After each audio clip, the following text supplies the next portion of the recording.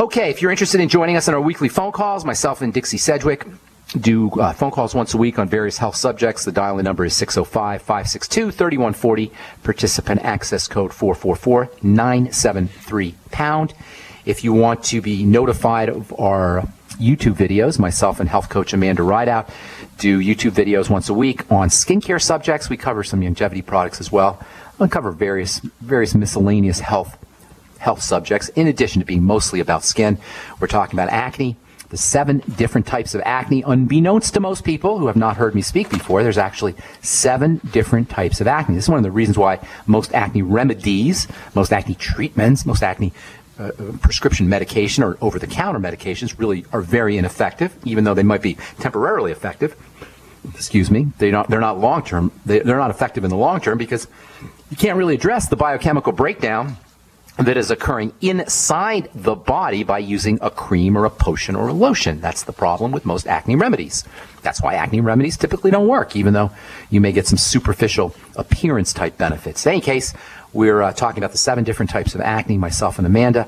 If you want to be notified when these YouTubes come out, send an email to ben@ksco.com and we'll put you on the list. We just finished up yesterday, 2 days ago, just finished up part 2. Part 2, which is actually type 1 acne, so-called male hormone acne. And speaking of male hormone acne, we're talking zinc on the bright side. I love this mineral zinc. It's important for so many different things in the body, but not the least of which is its relevance and importance for skin. If you've ever used calamine lotion, you've explored the powers, the healing properties of zinc. Calamine lotion is largely made up of zinc, a special kind of zinc. Zinc silicate, if you must know, the kind for you chemistry buffs out there. Zinc oxide is well known for being effective skin treatment for diaper rash, for burns, for irritations of all kinds. And of course, zinc in the form of zinc oxide is tremendously protective against the sun in a non-toxic fashion. Zinc oxide is so cool that not only does it protect you from the sun, it heals sunburn also. Anytime you have an ingredient that's going to heal your skin, in addition to protecting your skin, that's an ingredient you want. In fact, those are the only ingredients you want. This is my big beef with skincare. And you guys know I've been in the skincare business for many years as a formulator and as a clinician, working in the laboratory, working clinically with patients, doing all kinds of research. That's the thing about people in the skincare business. How many people who are making skincare products actually are in the laboratory making the skincare products? How many people who are selling you skincare products are actually lab rats or clinicians or academicians studying the ins and outs via academic research of how the skin works and what the skin is and how it interacts with the skincare ingredients? Not a lot of folks, certainly not a lot of folks with all 3 of those, that cover all 3 of those bases. And that's why I feel like I'm uniquely situated in the world of skincare to be ticked off about skincare products in the skincare business. In any case, if your skincare product isn't going to heal a burn, that's probably a skincare product that you don't want to use, in my opinion. That's probably a skincare product that's only going to have a superficial effect, if any effect. On the other hand, if you have an ingredient that's going to heal your wounds, like zinc oxide or zinc, that's an ingredient that you want to look for. And in the case of zinc, you also get sun protection benefits. Zinc is also tremendously protective against liver poisoning. 30% of Americans, a third of Americans are dealing with fatty liver disease. You can think of the liver as your security guard that permits or doesn't permit things to get into the blood. Once the liver starts to break down, things get into the blood and you're off to the disease races. Zinc is very protective against liver poisoning, liver toxicity. It can protect the liver from the toxic burden of pharmaceutical drugs. We talked about this yesterday, how pharmaceutical drugs have toxic effects that aren't side effects. They're just the effects of the body's need to process and detoxify, to decontaminate itself from medicines. Aside from the side effects, those don't show up. The standard generic detoxification of a prescription drug that has to occur doesn't show up as a side effect or as an adverse effect, but it does show up as a load on your liver. Take zinc. Anybody on a prescription drug, in my opinion, is nuts if they're not using zinc 50 milligrams a day. I think everybody's crazy if they're not using zinc 50 milligrams a day. But certainly if you're abusing your body in any way with prescription drugs, with sugar, or anything else for that matter. Zinc's protective against hepatitis C. If you have hepatitis C, the odds are pretty good you're deficient in zinc. That's according to an article that was published in the Comprehensive Reviews of Food Science and Food Safety earlier this year. Hepatitis C and zinc deficiency go hand in hand. And that is not a surprise. If you know about zinc and you know about the liver and you know about hepatitis C and you know how powerful zinc is, not just for the liver, but for the immune system, it makes a lot of sense that deficiencies in zinc would be associated with hepatitis C. And if you're diabetic or if you're pre-diabetic, and that, again, is huge, vast numbers of Americans, 100 million Americans are diabetic or pre-diabetic, 1 out of 3. So if you're listening out there, chances are pretty good that's you, diabetic or pre-diabetic. No, it doesn't matter what your doctor tells you about the scores. I hear people all the time saying things like, well, I had my blood tested and I'm not a diabetic, according to my doctor. Horse hockey, baloney. You can't go by those tests. Almost everybody past the age of 35 or 40 can assume that if they're not diabetic, they're pre-diabetic. If they're not diabetic, they're on the road to diabetes, and it doesn't matter what your blood tests say. If you have hypoglycemia, dysglycemia, messed up blood sugar, you want to make sure you're leveraging zinc. 50 milligrams a day, you're taking advantage, exploiting the powers of this super, super, super mega important mineral, one of the most important minerals and nutrients in general for sugar metabolism. Diabetes and whacked out blood sugar increase the rate at which zinc is used up. So if you're not supplementing with zinc, or at least eating large amounts of zinc-containing foods like seeds and meats and organ meats and high-protein foods, the chances are pretty darn good, nearly 100%, that you're going to be deficient. You think that's important? You better believe it's important, especially for the immune system, by the way, especially if you're thinking about Ebola. All right, I'm Pharmacist Ben. You're listening to The Bright Side on the Genesis Communication Network. 855-660-4261 is our number. We'll be back right after this. Don't go away. I want to finish up a little bit talking about zinc, and then I want to talk about vitamin C. I've been getting all these crazy emails about vitamin C. This one nutcase, I shouldn't say that, I don't know who he is really, but he's sending me these emails that say, warning, vitamin C can be fatal. Warning, vitamin C. What the heck? Vitamin C can be fatal? I don't know what the guy's talking about. Apparently, and it's always people selling something, but apparently it's never just hardcore science here when you hear about vitamin C and problems with vitamin C. The latest scuttlebutt is that vitamin C, because it's manufactured and because it's separated from its cofactors that are found in plants, is somehow not good for you. Baloney. Baloney. All you got to do is look it up. And any bonehead who's trying to sell you something by giving you this nonsense about vitamin C not being a real vitamin, I don't know what the heck they're getting this idea from. They don't say vitamins. They say ascorbic acid is not vitamin C, which I explained why it is vitamin C yesterday. It's true that you always want to go foods, of course, and ascorbic acid is complexed with other factors in foods, bioflavonoids especially, and it's true food is always the best way to go, but that doesn't mean you're not going to get benefits, tremendous benefits from ascorbic acid. Go get a book called How to Live Longer and Feel Better by Dr. Linus Pauling, Nobel Prize winner Linus Pauling, double Nobel Prize winner, one of the greatest biochemists who ever lived, and read what he says about vitamin C or about ascorbic acid. I'm sorry. The whole point of these crazy notes, this one website, the Healthy Back Institute, the guy who writes this doesn't even have the nerve to put who he is. Maybe he does somewhere. But anyway, the whole story is that ascorbic acid is not vitamin C. It is vitamin C. It has all the effects of vitamin C, in essence. It's virtually non-toxic. I don't have any idea how anybody could think that this stuff is deadly, let alone even mildly toxic. If you're out there listening to this program and you can clue me in on what this is about, how vitamin C and ascorbic acid or somehow, or I should say how ascorbic acid somehow is toxic and problematic and doesn't have benefits. If you are out there listening and you're like, Ben, you're crazy, I want you to call me at 855-660-4261. Tell me where I'm off base here, because I don't know where I'm off base. Ascorbic acid without scurvy is by definition an element that eliminates scurvy, period. When they put ascorbic acid in the blood in high doses, not only do you not get a toxic effect, it's completely non-toxic, and I mean high doses, 50 grams, 50 grams. That's a lot of vitamin C. It's 50,000 milligrams, 50,000. Anyway, we'll talk about that tomorrow, because we're going to talk about vitamin C tomorrow. And by the way, there's a very important Ebola connection to vitamin C. We'll tell you about that tomorrow too. Okay, moving on with zinc here. If you're diabetic or pre-diabetic, take zinc. If you have acne, take zinc. Taking zinc out of the diet of laboratory animals can initiate skin reactions. Zinc is one of the most important, if not the most important, of all skin minerals. Zinc is a component of insulin. So if you're cranking out lots of insulin, as most of us do as we get older, that's called insulin resistance, you're probably going to be deficient in zinc.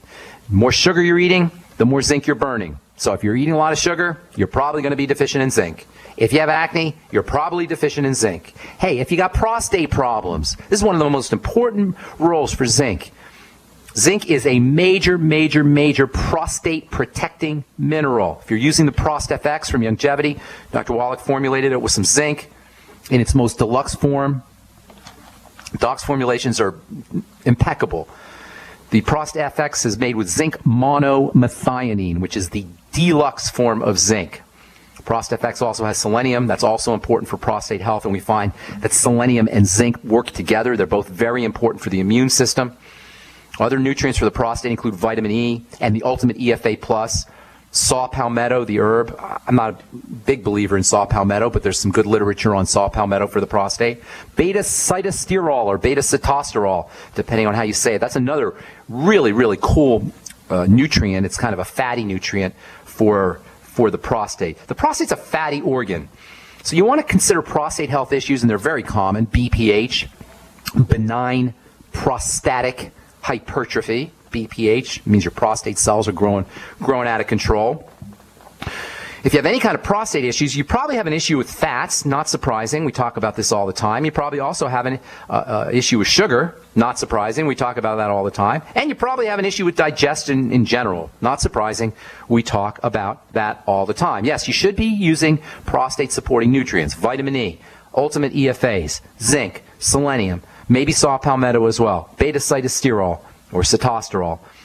Absolutely. But you really want to consider the prostate to be part of the body, which means you want to take care of the entire body, which means the same things. If you're dealing with prostate health issues, you do the same thing that you do if you're dealing with acne or heart disease or high blood pressure or anything else. You focus on blood sugar and you focus on the digestive system. The prostate, like the liver, is a fatty structure, so fat digestion is especially important in fat metabolism. Lay off the fries. Lay off the processed fats. Lay off the trans fats. Lay off the fried fats. That's probably the single most important dietary strategy you could ever use if you're dealing with BPH or any kind of prostate issue or really any health issue. Lay off the fats. If you can't lay off the fats, that's telling you you need fats. If you can't lay off the French fries, that's telling you your body is craving fats. But not French fry fats. When we eat fats, they go right into the blood. When we eat sugar, when we eat protein, that gets processed a little bit, broken down a little bit. Proteins get broken down into their constituent amino acids, and sugar gets broken down into its constituent simple sugar components. But fats get used as is. They go into the blood as is, and the body attempts to make cells from the kind of fats that we're eating. That means if we're eating French fries, if our main source of fats is French fries, then we're going to have French fry cells. Do you think that's a good idea? No, it's a very bad idea. French fry cells are not good under any circumstances.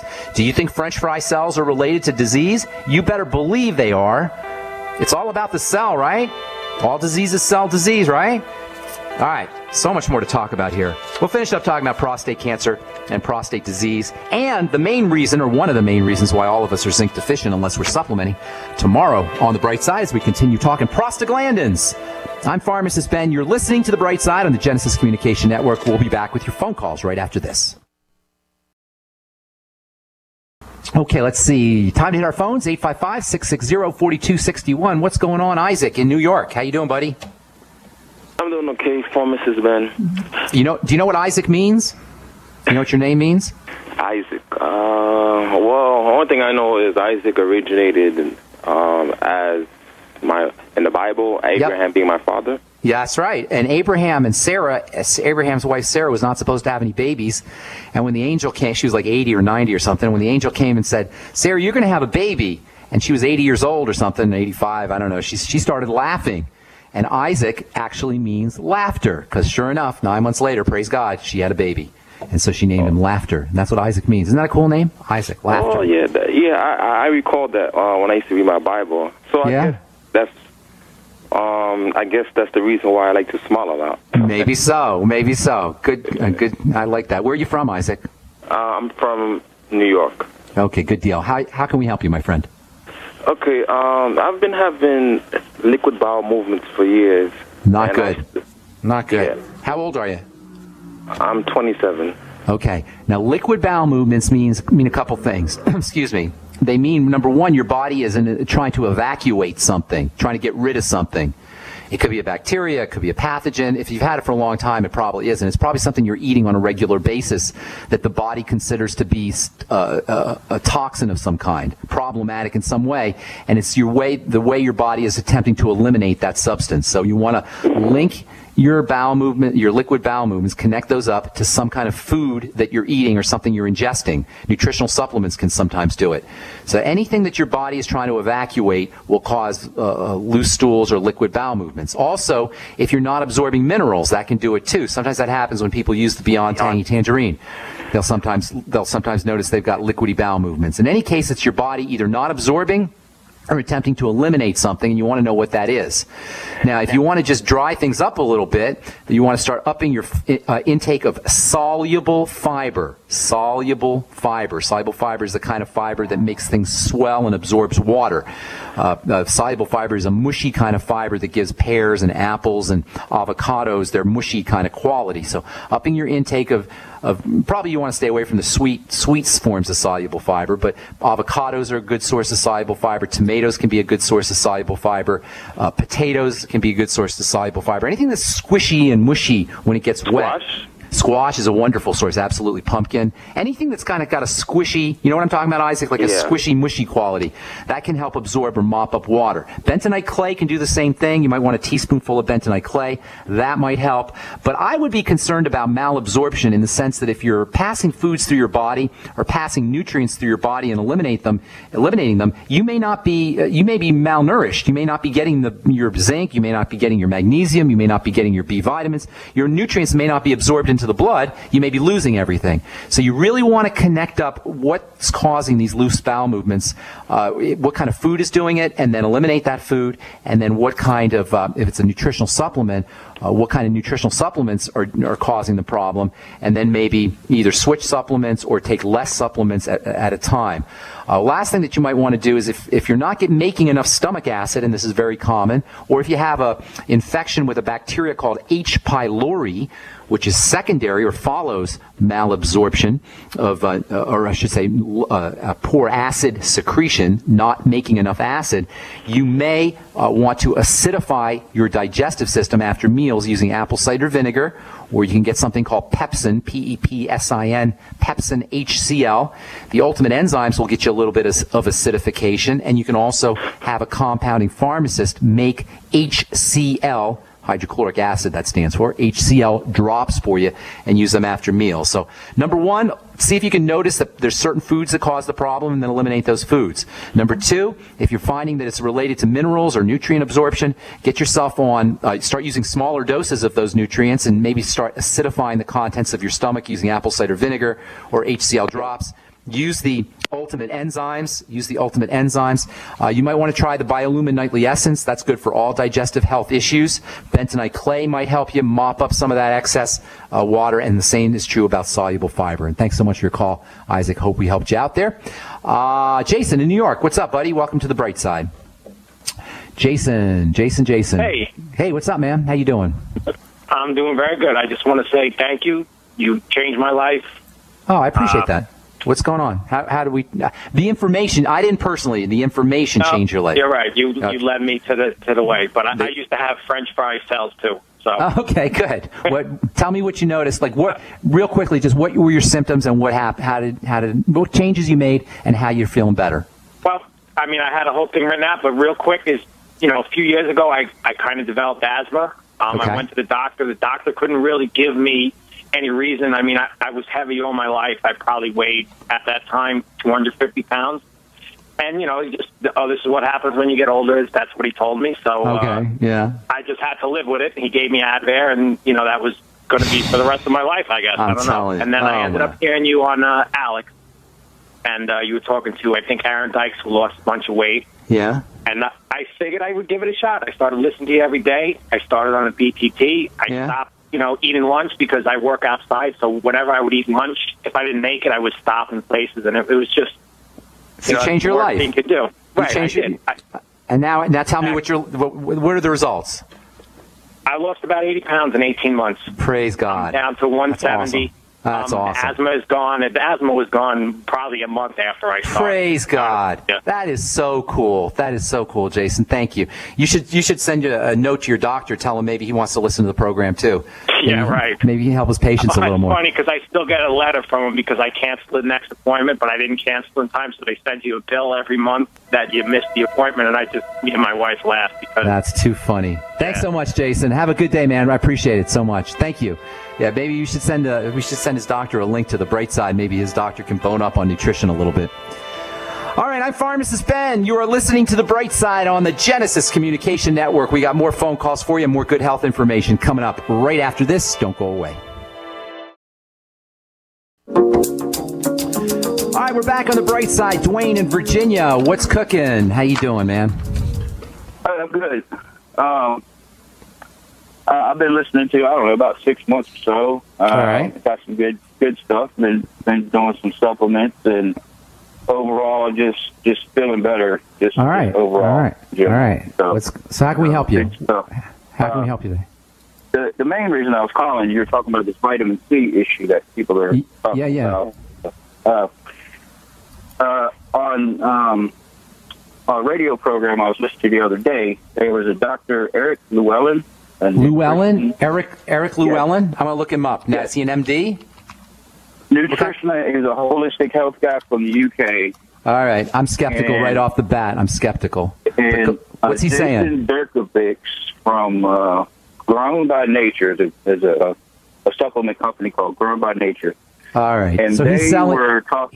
He's selling a Whole Foods. He's selling a Whole Food supplement. Is that right? Like a Whole Food supplement? Yeah. Okay. Yeah. That's what I was thinking. These Whole Food supplements are great, and I'm all for Whole Food supplements, as I've said many times. Whole Foods are always the way to go. The problem is you're not going to get enough vitamin C. You're probably getting 20 milligrams of vitamin C, or maybe 30 or 40 in a dose, which isn't anywhere near enough vitamin C. Is he saying that because it has the cofactors and everything in it, it's a better product? Correct. Yeah, that's exactly what he's saying. All right.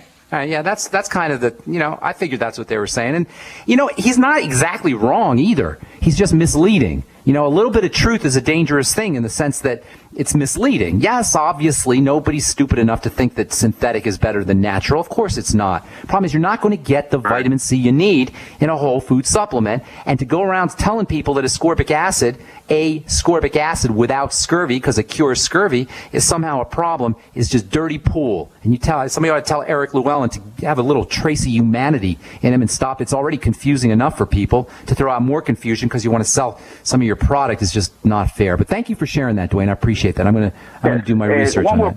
One more question real quick. Poison ivy. My daughter's had it like 3 times this year, and okay. She is she's miserable. She's miserable. It's miserable. Yeah. Here's the deal. Poison ivy is caused on her face mostly, and that's that's awful. The itching and the rash that's caused by poison ivy is initiated by a resin, like a sticky substance that's secreted by the poison ivy leaf. It's a defense mechanism for the plant. So a couple things you want to do. Once the resin is on the skin, the last thing you ever want to do is wash it or spread it or itch it or scratch in any way, because then it just kind of travels all over your body, especially if you get it on your face. That could be really miserable. So you got to it's easier said than done, of course, but you got to resist the urge to scratch, and don't try to wash it off with water or with soap, because that's going to spread it. If you want to get rid of it, use acetone, alcohol, or even kerosene or turpentine. As toxic as that stuff is, it will dissolve the poison ivy resin. Some kind of solvent, and it usually has to be a nasty solvent. Alcohol might work.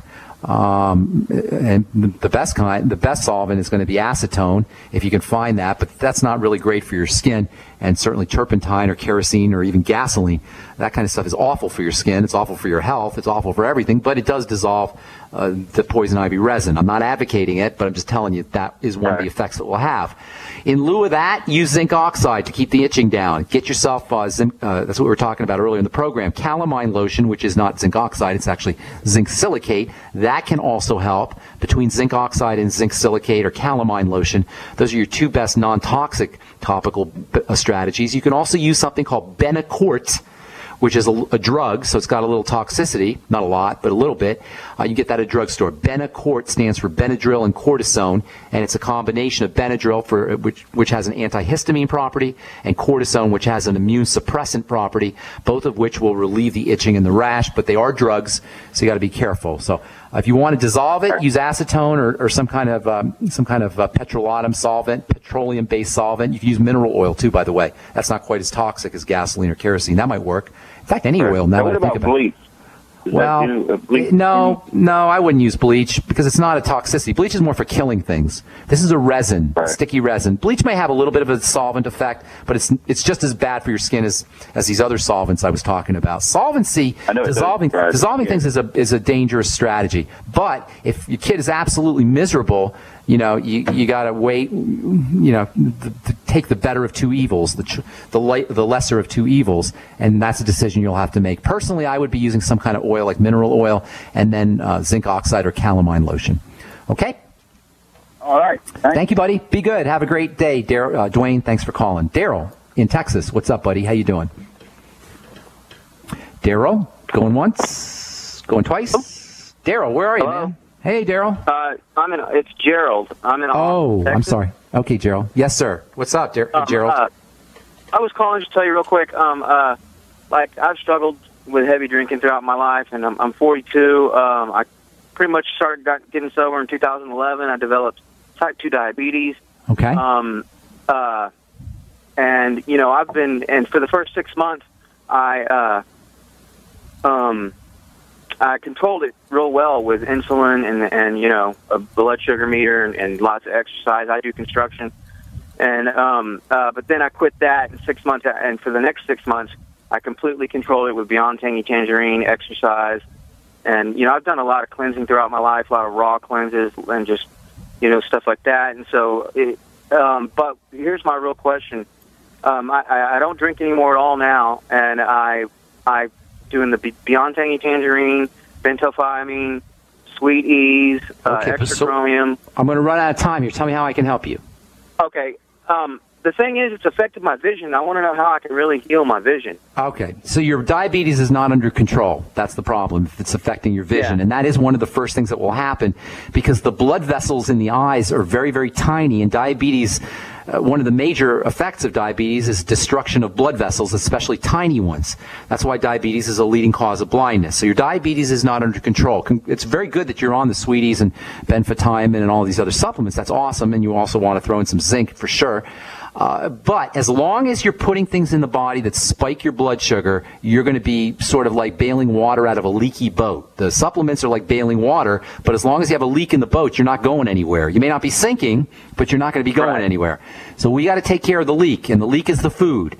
So focus on the foods you're eating and also focus on the integrity of the intestine, the digestive tract, the strength and the barrier properties of the digestive tract. The more broken down your digestive tract is, and which occurs over time, the more likely sugar is going to be to get into the blood and mess things up. So first and foremost, you want to eliminate any foods that spike blood sugar, and that includes oatmeal and cereal and rice and potatoes and sweet potatoes. I had a gal on a couple weeks ago, and she said she didn't eat any sugar, but she only ate sweet potatoes. So you gotta kind of zoom into where the problems are when it comes to your eating behaviors, because sometimes they're hidden. Sometimes we think a food is good, but it turns into sugar and it'll mess up our diabetes. Not that of course there's great things in sweet potatoes. I'm not saying to avoid them entirely, but you want to be respectful of the kind of foods you're eating that spike blood sugar. Here's the key, and I'll tell you in a second how you can use some digestive strategies, but here's the key to diabetes. It's eating this order, people. I'm not just talking to Gerald. I'm talking to everybody out there. It's voluntary.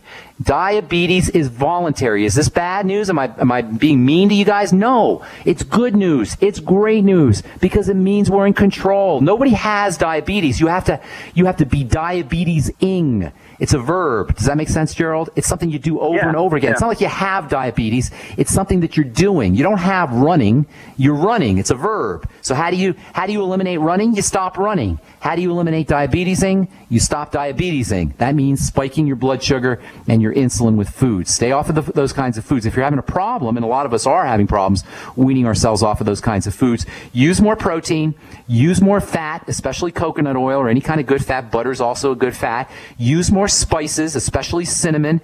You can also use herbs. There's a wonderful herb called fenugreek, which has great anti-diabetic properties. Use your Fucoidan Z and Z Radical, which also has digestive health benefits, and it also has benefits for blood sugar, and also support digestive health and wellness with the Biolumin Nightly Essence, which can also be helpful for blood sugar. So use some more supplementation. Don't forget the zinc, by the way, 50 milligrams of zinc, and focus on problem foods is most important. Foods that spike your blood sugar. I want to get one more phone call in, bro. I hope I helped you, Gerald. I'm going to move on, okay? Thank you so much, man. Mario, Paisan, I was going to get you, but we're out of time, and I apologize.